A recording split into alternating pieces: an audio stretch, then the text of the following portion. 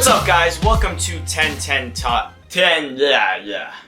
What's up, guys? This is Adam from 1010 Tock, and today we are talking about the Shippo Enamel Presage Seiko, a 2018 Basel release. This is the SPB075. There were two models, the SPB075 and 073.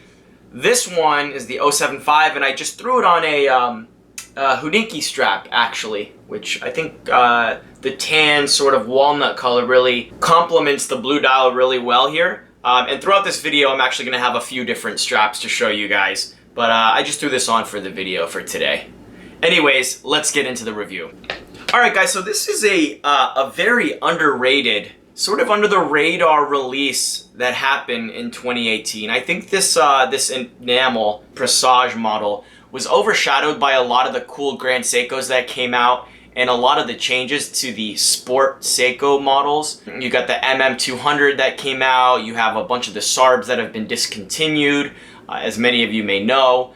You had the limited edition Forest Green MM300 style watch that came out, the limited edition. And I think the Shippo sort of flew under the radar because it's sort of hard to really capture the beauty of it unless you get some time with it and can get some real in the metal experience. I will tell you personally that I have pretty much grabbed this watch over my Rolex Explorer 2 every single day since I've actually gotten it. And to be quite honest, I don't even know what it really is about this thing that attracts me to it so much.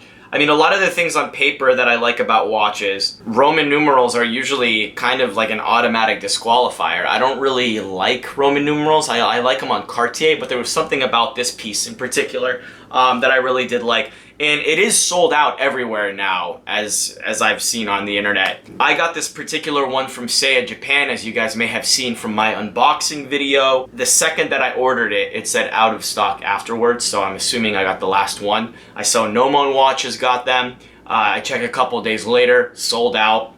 So these are definitely selling like wildfire because I think they're getting a lot more press coverage recently. A lot of the big blogs are talking about them and posting videos and Instagram shots with them. So I think this one's really starting to catch on as sort of like a surprise delayed highlight of Basel. So what makes this Shippo Enamel so special? So some of you may know they're Seiko and the Presage line, they've been doing some really cool things with lacquer dials and even enamel dials with the SPB075 that came out, I believe, last year or 2 years ago. This particular one though, and this is straight from the Seiko website. Shippo is a particular type of enamel that was developed in Japan in the 17th century. This particular Presage Shippo enamel dial is made by Ando Cloison, which is a specialist manufacturer in Nagoya, Japan, with over 100 years of rich history.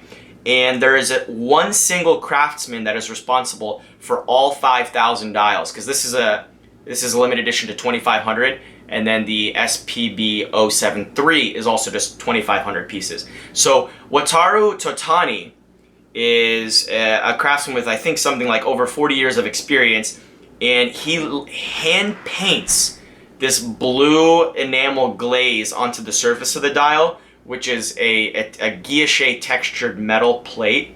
And then the dial is fired at 800 degrees Celsius. The painting and firing processes are repeated several times to ensure the evenness of the enamel. And then when it comes out free from any defects or blemishes or anything like that, then the dial is passed on and the actual Presage watch is created. So it is a little bit thick. It's 12.4 millimeters thick, 40.6 millimeters in case width, which is pretty large for a dress watch. But it does have a 100-meter water resistance, which is pretty nice. So it does make this watch a little bit more of like a sportier dress watch, which I really enjoy.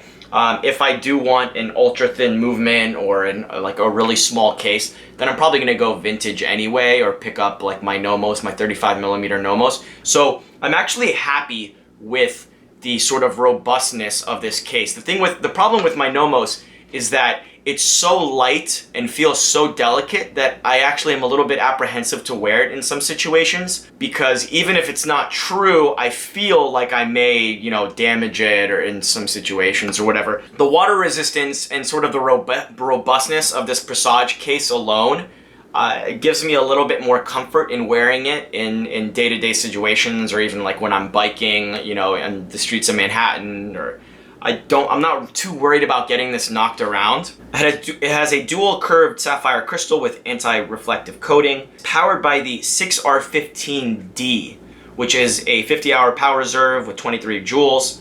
And I will say, I've only read good things about the 6R15D iteration of the 6R15 from Seiko.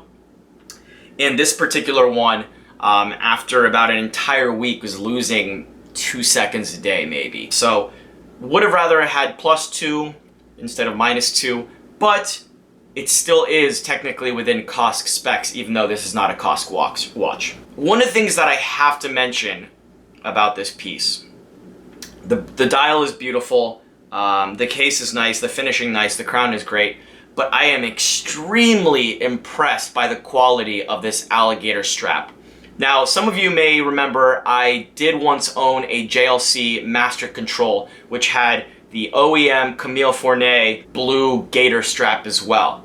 And I'm not gonna lie to you guys, I actually like the crocodile strap on this Seiko a little bit more. It's more supple. The actual texture of the crocodile is a little bit more vibrant. It has sort of this, it sort of has this like polish. It's not a completely polished leather, or not completely polished crocodile. It has some like matte properties almost to it. It's so good, and it's so supple and feels so great on the wrist, and it feels durable even though it is supple. And then the deployant clasp on this thing is leaps and bounds above what Seiko usually offers in their sub to even 3K retail price point. It's a single fold-over deployant clasp, machined really well. I just wanted you guys to hear that real quick. That affirmative snap into place,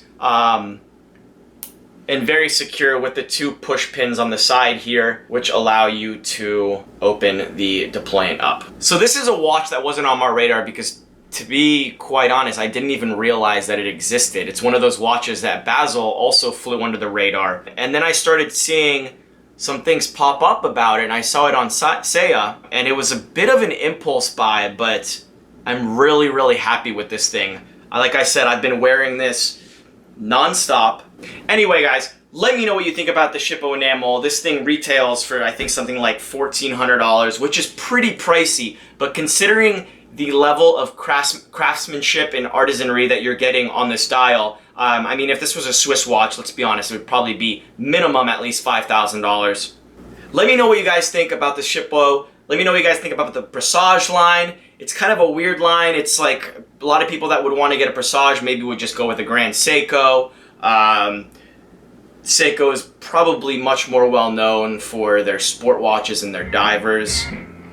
Follow me at 1010_Tock. Let me know all your guys' thoughts in the comments. I will see you guys in the next one.